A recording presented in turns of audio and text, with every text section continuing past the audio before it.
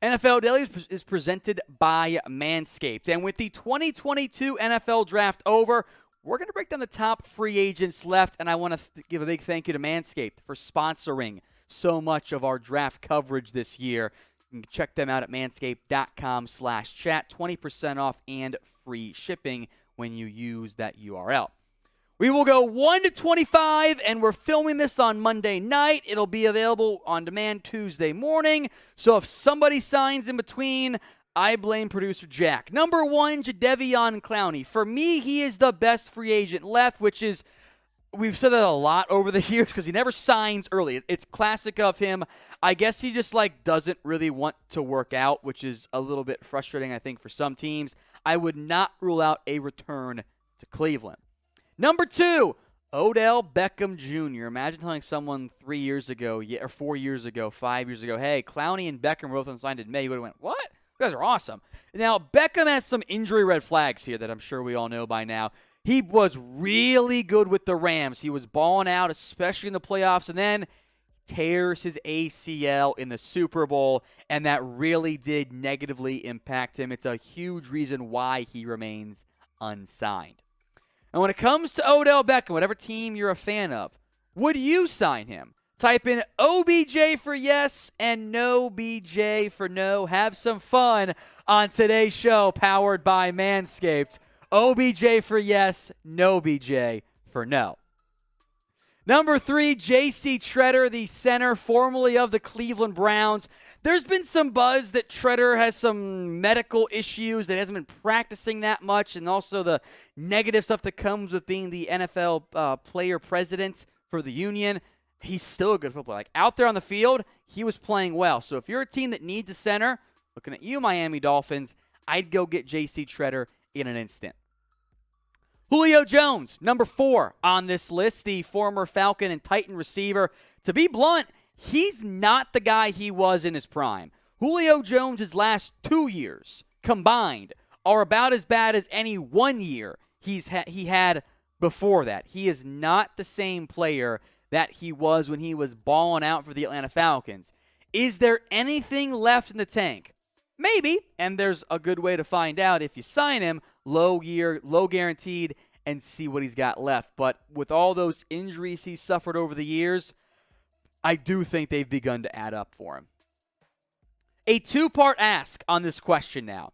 Number 1 is to shout out your favorite team, and in that same comment, name a player who you want them to go sign. This will be the pinned comment, the pinned question on today's show. So if the ad break comes here on YouTube, head down there and let me know your favorite team and who you want them to sign. All right, let's get now to the outside the top 4. This is a much more muddled group. Daryl Williams, the offensive lineman, tackle guard, still a decent player. After you get out to the big 4, it's pick the order of whatever order you want. It's a little bit narrow from that standpoint. Number 6, Melvin Ingram, the edge rusher. He is not, again, he fits the archetype of guys who are available in May, right? They're typically older, typically got some injury history, and they're not what they were at their best. He can still be a number 3 pass rusher for you. Gronk might be higher if I didn't think it was either retirement or Tampa for Gronkowski. I don't think he's going to go play for a team like the Titans. Maybe I'm wrong, but I think Gronk's either going to stick around with Brady or call it a career and go just pound beers all night long and have some fun because Gronk's awesome like that. NFL Daily is presented by Manscaped. Earlier today, we asked you OBJ or no OBJ. If you're trying to avoid the no OBJ scenarios in your own personal life, you should really be using Manscaped. 20% off and free shipping at manscaped.com/chat. That link will be in the comment section, and it'll be in the description for you guys.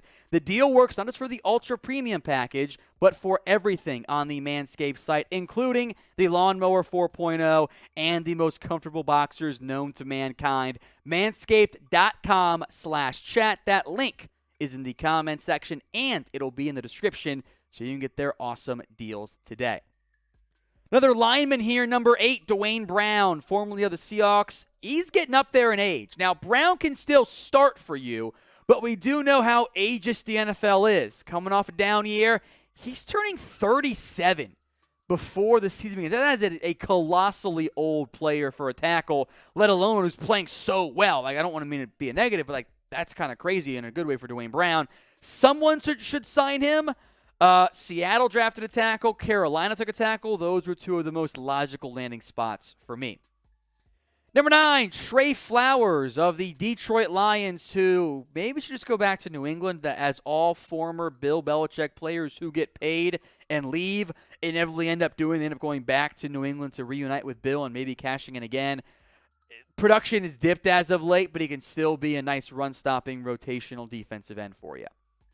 Who do you think is the best NFL free agent left? Is it Julio Jones, Clowney, OBJ, Tretter, somebody else altogether? I want you guys to drop a name for me in the comments section. Number 10, Anthony Barr, the linebacker of the Vikings, formerly of the Vikings, I should say, excuse me. Injuries have added up there. He can still be kind of maybe more of a number 3 or 4 linebacker for you. Speaking of linebackers, Kyle Van Noy is number 11 on our list. I like Barr more. Van Noy does bring you a little bit more blitzing ability. He's kind of bounced back and forth all around with various Bill Belichick disciples and, of course, Belichick himself as a coach. As NFL players get signed with the compensation pick impact period over, players who sign right now will not count against the comp pick formula. We'll keep you guys updated. So if you want free NFL news and rumors and more all off season, subscribe right now at youtube.com/chatsportstv. Eric Fisher, number 12, the former offensive tackle for the Colts. I think it's he'll start at left tackle for you. One of the more surprising names to be unsigned. Makes me wonder if there's more going on here than what I realized. Another aging run stopper, Akeem Hicks. 3-4 schemes are where he's at his best. I think somebody will pick him up. I might like the Vikings fit in particular for Akeem Hicks. Melvin Ingram was earlier. Now it's Justin Houston. Similar players on the back nine of their NFL careers. Edge rushers who are really more number 3 guys, and their lack of special teams values, which is the case for a lot of these players, makes it trickier. Like, they're all top 4 or 5 edges, but you only want your team's 4th or 5th edge to be a key special teams player for you. Houston, it's not really what he is. Jarvis Landry now, number 15 overall, the first receiver since his good buddy OBJ. Landry's been like teams like the Browns. Allegedly, he wanted $20 million a year. Laughable to think he was going to get $20 million. He was not going to command, I don't think, half of that. Frankly, I think a 1-year, $5 million deal for Landry is about the right value. Maybe he gets more. After all, Tyrann Mathieu got more than what I thought he was going to get from the New Orleans Saints. What is the most you would pay Jarvis Landry per year? Let me know in the comments. I'm at about 5. You can talk me into a little bit more than that, but I'm not overpaying for a slot receiver here. So let me know. Most you would pay Jarvis Landry per year. Donta Hightower, next up here, the linebacker. I like Hightower quite a bit. I think he's a good football player who can contribute for you as a key cog in your offense or defense. Offers you some run, some coverage, some run stopping, and some blitzing. But he's not the same guy he was in his prime. Neither is number 17, Joe Hayden. He's not a number 1 corner anymore. But given how badly teams are always in need of cornerback help, I am surprised that nobody has signed Joe Hayden. Maybe he's going to play the wait for an injury and cash in that style. But we also saw Patrick Peterson not command the money I thought he was going to get several years in a row now. Hayden is my number 1 outside corner left. Here's my number 1 nickel, Bryce Callahan.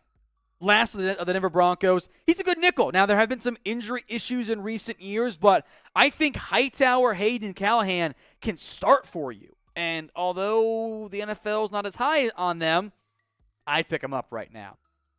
Here's Jerry Hughes, another veteran rotational edge. He's not a sack machine, but he does consistently get pressure, and I thought has been one of the more underrated pass rushers in the NFL for quite a while. Who is the most underrated free agent left? Maybe it's a guy like Jerry Hughes. Maybe it's someone that I'm not even mentioning on today's video. Sound off for me in the comments right now. Here's a throwback name who's been around the league forever, Ndamukong. He continues and continues and continues to play at a shockingly high level for someone who, folks, this might sound crazy, he is 35 years old. Doesn't feel like Sue's 35, but he is. He's just been so good for so long in the NFL. Another receiver, Emmanuel Sanders, who I've argued has been one of the more underrated guys in the NFL for 5, 6, 7, 8 years now. Sanders is beginning to decline. There's a reason the Bills went elsewhere. But if you want a quarterback-friendly wideout, I think Sanders is that player. Now, a more high-variance receiver is Will Fuller. When he's out there, he's an awesome vertical threat. Here's your problem. He's not always out there because he's got hamstrings, in the word of intern Jeremy, hamstrings made of cotton candy because he just can't stay healthy. But the 5 games he plays, he might go off for you.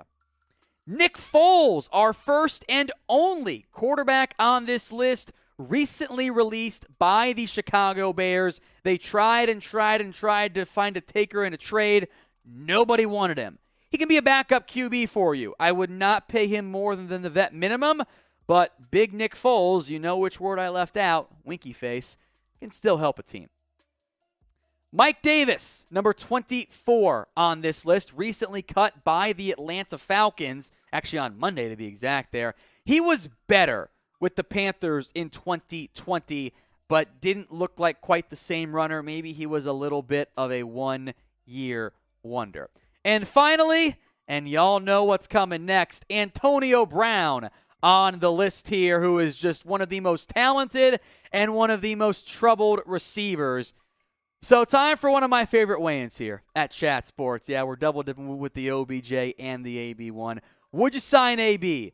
AB for yes, FAB for no.